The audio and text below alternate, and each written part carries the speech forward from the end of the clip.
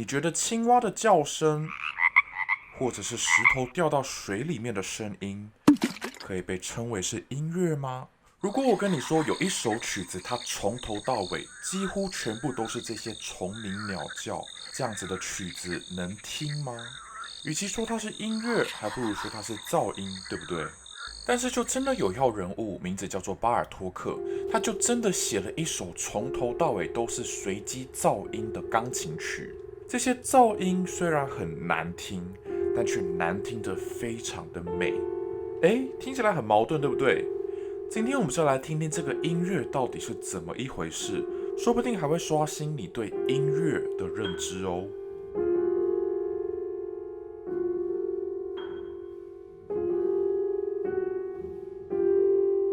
在我们开始介绍这首曲子之前，我想要先来推荐一个优质的古典音乐课程。之前我们曾经介绍过的教人谱的37堂古典音乐课，已经正式在 SAT Knowledge 知识卫星的平台上线了哟。在教人谱老师的课程里面，他不但会用清楚简单的脉络介绍音乐的历史跟乐理、各种乐器的特色、背景知识等等，还会教你如何听出音乐的深度，甚至还会直接邀请国内大师们来演出示范。比如说第3章第4集声乐的奥妙这集里面，他就直接邀请了钢琴家许慧萍老师、小提琴家李怡瑾老师、女高音林慈英老师，还有男低音罗俊颖老师4位音乐家一起演奏马斯奈的歌剧《泰伊斯》里面的最终场景。能够在一堂课程里面看到这么精彩的演出，真的是让人大饱耳福。我自己最近也是很认真的把这个系列的课程当作是追剧一样，一集一集的追。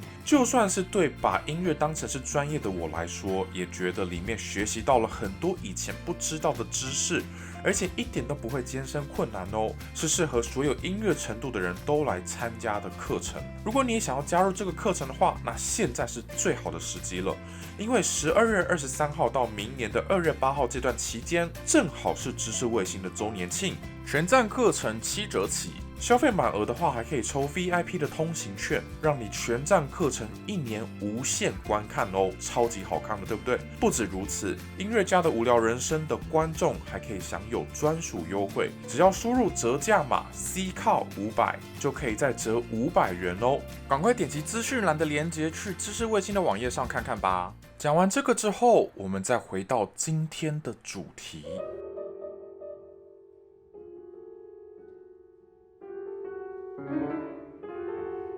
你现在听到的音乐是巴尔托克的钢琴组曲《在户外》里面篇幅最长也最有创意的一首曲子，它的名字叫做《夜晚的音乐》。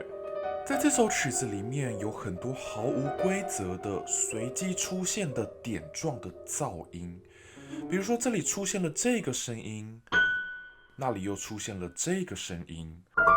然后不久之后又突然出现了这个声音，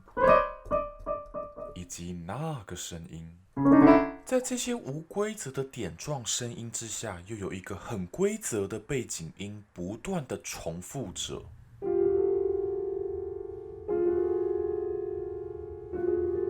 这些声音是什么呢？巴尔托克并没有在乐谱上说明它们是什么，因为这一切都不需要说明。如果你发挥自己的想象力，张开耳朵仔细去听，就会发现它们其实就是你在夏日寂静的夜晚里，在森林里面听到的大自然的声音。比如说这个声音，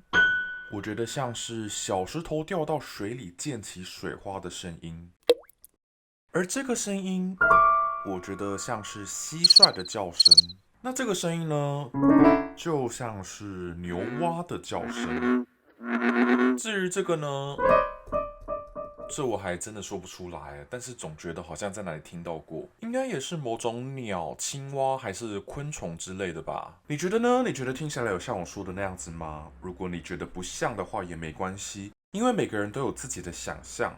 其实这些声音确切是什么，也不是这么重要。就像当我们夏日的夜里走在森林里面，听到这些声音在我们周遭出现的时候，也很少人会去在意它们到底是什么。它们就这样子一直默默的存在在我们的身边，环绕着我们。更切确一点说，应该是我们存在于他们之中，沉浸在他们之中。这些噪音出现的时间顺序跟位置毫无秩序可言，它们一下在这里出现，一下又在那里出现，听起来就像是完全随机的。那既然他们听起来都像是随机的，演奏者可不可以不照谱上写的时间顺序跟位置，而自己随意发挥，爱怎么弹就怎么弹呢？其实巴尔托克自己本人曾经就跟他的学生说过，不用照着谱上的顺序弹也没有关系，只要弹得出那种效果就好了。但是我自己还是觉得，照着谱上弹才能弹出最好的效果。巴尔托克安排的这些时间顺序跟位置都是精心设计过的，它让我们感受到一种变化的趋势，从一开始只有最单纯的寥寥几个音，稀稀疏疏的出现，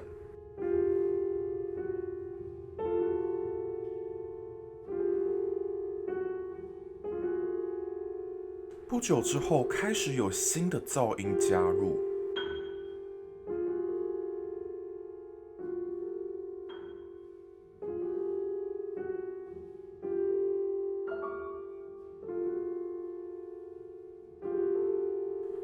慢慢的有越来越多种不同的噪音一起出现。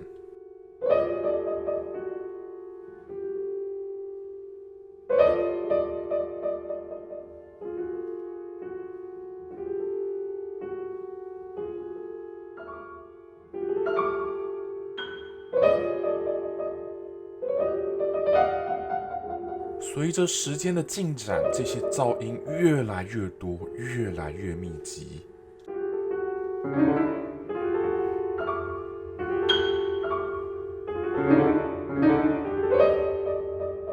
然后来到了一个高潮。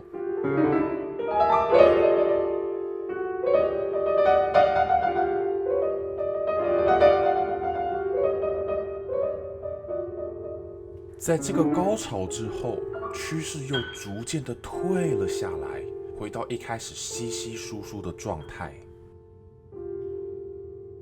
有人说，巴尔托克的夜晚音乐其实就是大自然的音乐。我觉得它也就像是宇宙中的万物消长的过程，表面上看似是随机的、毫无秩序的，但是如果你仔细观察，它们却冥冥之中符合了某种秩序。像这样子看不见的秩序存在于很多事情当中，就好比说，在一个班级里面，每个学生的成绩表现看似是没有什么规律的，有人可以拿59分，有人拿92分，有人拿33分，当然也有人会拿100分，有人拿0分。这些成绩可以散布在任何可能的区间之中。照理来说，如果所有学生的成绩表现都是没有规律的，那他们的分数应该会均匀的散布在各个区间。但是现实中却不是如此，他们的分数符合了一个常态分布的曲线，好像有一股看不见的力量控制着这些学生的成绩表现。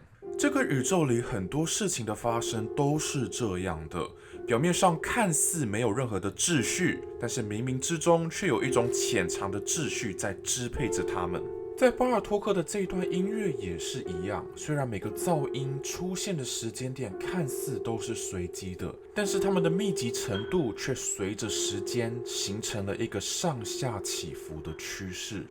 我们再来听听这一段音乐，听听巴尔托克如何细心地安排这些噪音出现的时机，以及它们如何交织出一个变化的趋势。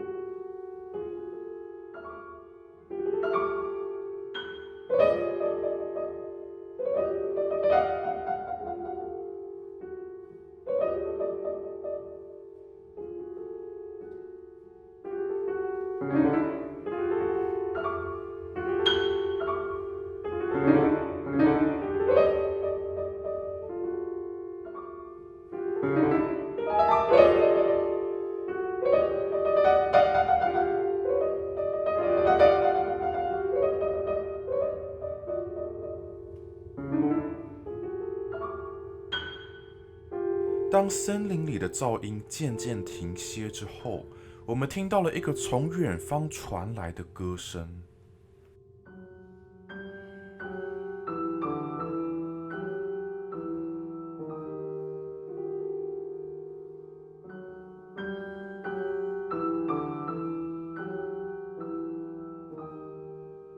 跟巴尔托克一样来自匈牙利的钢琴家席夫说，这种旋律称为 Sirado， 也就是哭泣的意思。当村庄里有人过世的时候，村庄里的女人就会聚在一起，没天没夜唱着这样子悲伤的歌。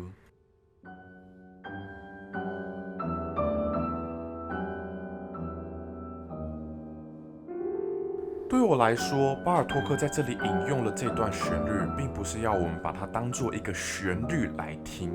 而是要把它当作跟刚刚的那些噪音一样，像是我们漫步在森林之中可能会无意间听到的声音一样。因此，这个悲歌的旋律就跟大自然的声音融合在了一起。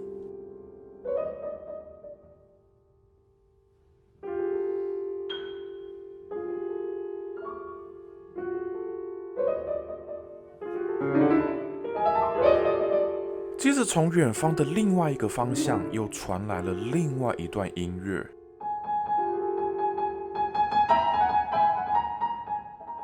它是一段轻快的笛声，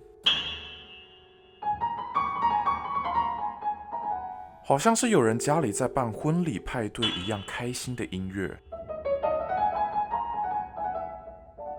同样的，我们不用把它当作旋律来听，而是在大自然里面会听到的另外一种声音。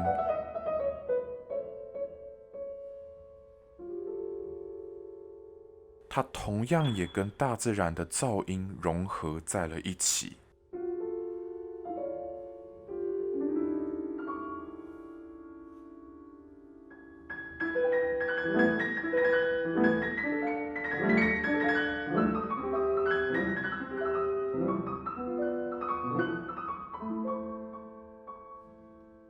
最后，远方的悲歌又回来了。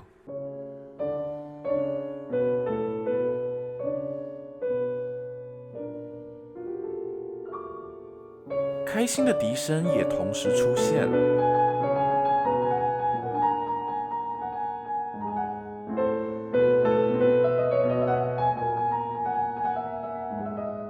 我们同时听到了悲歌、笛声以及大自然的噪音。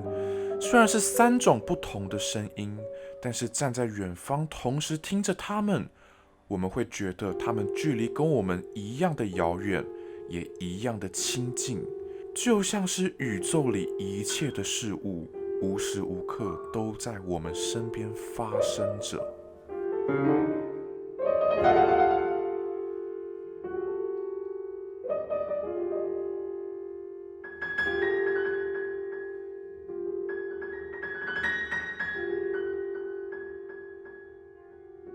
巴尔托克在这首夜晚的音乐之中，描绘了一种人跟大自然微妙的关系。想想看，活在现代社会的我们，已经多久没有机会可以像这样子沉浸在森林之中，感受着这些声音在我们身边发生了呢？巴尔托克自己对这种夜晚的音乐也非常的喜欢，因此在这套钢琴组曲之后，他继续在3首钢琴协奏曲、管弦乐协奏曲等等的作品里面，都安排了类似的夜晚音乐。我自己第一次听到这首曲子的时候，觉得非常的莫名其妙，但是当我开始认真学习它之后，就觉得越来越喜欢。它带给我一种非常奇妙的感受，一种难以言喻的感觉。希望透过今天的介绍，你也会喜欢这样子独特的音乐。